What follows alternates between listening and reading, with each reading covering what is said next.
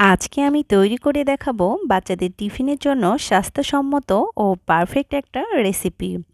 এটা তৈরি করা যতটা সহজ, খেতেও মাশাআল্লাহ অনেক অনেক বেশি মজাদার হয়। আর বাচ্চাদের টিফিনের জন্য কিন্তু একদম পারফেক্ট একটা রেসিপি হতে পারে এটি। এটা তৈরি করাও অনেকই সহজ, যে কেউ খুব সহজে এটা বাসায় তৈরি করতে পারবে। এর জন্য প্রথমে চুলায় একটি পাত্র বসিয়ে আমি পরিমাণ মতো পানি দিয়ে দিয়েছি। সাথে দিয়ে দিয়েছি আমি ১ চা চামচ লবণ আর ১ চা চামচ রান্নার রেগুলার তেল। লবণ আর তেলটা দিয়ে পানিটাকে খুব ভালোভাবে গরম করে নিচ্ছি। যখন দেখবেন পানিটার মধ্যে খুব ভালোভাবে বলক চলে এসেছে, ঠিক এই পর্যায়ে এখানে আমি নুডলসগুলো দিয়ে দিচ্ছি। এখানে কিন্তু আমি মিষ্টি কুমড়া দিয়ে তৈরি করে রেখেছিলাম নুডলসগুলো, সেগুলোই দিয়ে দিচ্ছি। কিভাবে মিষ্টি কুমড়া দিয়ে খুব সহজে বাসায় পারফেক্ট নুডলস তৈরি করা যায় সেই রেসিপিটা কিন্তু অলরেডি আমার পেজে দেওয়া আছে। চাইলেই কিন্তু আপনারা সেটা দেখে নিতে পারেন। দেখুন, এগুলোকে আমি খুব ভালোভাবে সিদ্ধ করে নিয়েছি। খুব বেশি সময় সিদ্ধ করার প্রয়োজন নেই। ৩ থেকে ৪ মিনিটের মতো এগুলোকে সিদ্ধ করে নিলেই হবে। তারপর এগুলোকে চুলা থেকে নামিয়ে খুব ভালোভাবে ঠান্ডা পানি দিয়ে ধুয়ে নিয়েছি। তারপর এগুলো রান্না করার জন্য চুলায় একটি পাত্র বসিয়ে দিয়েছি। সেখানে দিয়ে দিয়েছি ১ চা চামচ পরিমাণ রান্নার রেগুলার তেল আর সাথে ব্যবহার করছি ১ চা চামচ পরিমাণ ঘি। আপনারা চাইলে এটা ঘিয়ের পরিবর্তে শুধু তেল দিয়েও রান্নাটা করতে পারেন। তবে ঘি দিয়ে রান্না করলে কিন্তু এটার টেস্ট অনেক অনেক গুণে বেড়ে যায়। তারপর ঘিটা কিছুটা গরম হয়ে আসলে এখানে আমি দিয়ে দিচ্ছি কিছুটা পেঁয়াজ কুচি আর দিয়ে দিয়েছি কিছুটা কাঁচামরিচ কুচি। ঝালটা আপনারা আপনাদের স্বাদ মতো বাড়িয়ে কমিয়ে ব্যবহার করতে পারেন। এবার এগুলোকে খুব ভালোভাবে নেড়েচেড়ে হালকা কিছুটা সফট করে ভেজে নিচ্ছি। তারপর দিয়ে দিচ্ছি এখানে আমি ১ কাপ পরিমাণ চিকেন।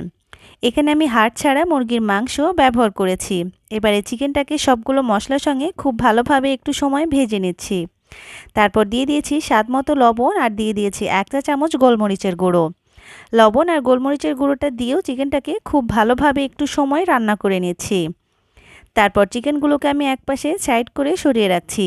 দিয়ে দিচ্ছি এখানে আমি একটি ডিম। তারপর উপর থেকে সামান্য একটু পরিমাণে লবণ দিয়ে দিচ্ছি। এবার ডিমটাকে খুব ভালোভাবে স্ক্রাম্বল করে নিচ্ছি। আমি ঠিক কিভাবে এই কাজটা করছি আপনারা যদি একটু লক্ষ্য করেন তাহলে বুঝতে পারবেন। দেখুন, খুব ভালোভাবে ডিমটাকে স্ক্রাম্বল করে নিয়ে চিকেনের সঙ্গে এগুলোকে মিশিয়ে নিচ্ছি। তারপর দিয়ে দিয়েছি এখানে আমি একটা বড় সাইজের টমেটোগুলোর বিচির অংশ আমি ফেলে দিয়েছি। তারপর এগুলোকে আমি কিউব কিউব করে কেটে এখানে ব্যবহার করেছি। এবার টমেটোটাকেও সবগুলো উপকরণের সঙ্গে খুব ভালোভাবে নেড়েচেড়ে মিশিয়ে নিচ্ছি। তারপর দিয়ে দিচ্ছি আগে থেকে সিদ্ধ করে রাখা মিষ্টি কুমড়ার নুডলসগুলো। এবার এই নুডলসগুলো খুব ভালোভাবে সবগুলো মশলার সঙ্গে মিশিয়ে নিচ্ছি। আমি ঠিক কিভাবে এই কাজটা করছি আপনারা যদি একটু লক্ষ্য করেন তাহলে বুঝতে পারবেন। এই নুডলসটা তৈরি করা কিন্তু ভীষণই সহজ, যে কেউ খুব সহজেই কিন্তু এটা তৈরি করতে পারবেন। দেখুন, দেখে নিশ্চয় বুঝতে পারছেন কতটা লোভনীয় হয়েছে। এই পর্যায়ে কিন্তু আমার রান্নাটা একেবারে কমপ্লিট হয়ে গেছে। আর এটা দেখতে মাশাআল্লাহ কতটা লোভনীয় হয়েছে দেখে নিশ্চয় বুঝতে পারছেন।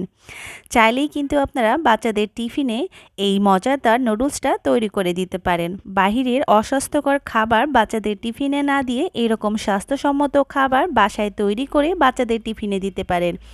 এতে করে দেখবেন বাচ্চারাও এটা খেতে অনেক অনেক বেশি পছন্দ করবে। তাছাড়াও প্রতিদিন একঘেয়েমি টিফিন না দিয়ে যদি প্রতিদিন ভিন্ন ভিন্ন কিছু টিফিনে দেওয়া যায়, এটা বাচ্চারা দেখবেন টিফিন বক্স একদম খালি করে নিয়ে বাসায় আসবে। এছাড়াও আপনারা যদি চান সন্ধ্যার নাস্তাও কিন্তু এটা গরম গরম পরিবেশন করতে পারেন। সন্ধ্যার নাস্তার জন্যও কিন্তু এটা এক হতে পারে পারফেক্ট একটা রেসিপি। আশা করছি আমার সহজ রেসিপিটা আপনাদের কাছে ভালো লেগেছে। যদি ভালো লাগে তাহলে বাসায় একবারের জন্য হলেও তৈরি করে দেখবেন। আজকের মতো এখানেই বিদায় নিচ্ছি। সুস্থ থাকবেন, ভালো থাকবেন, আমাদের জন্য দোয়া করবেন। আল্লাহ হাফেজ।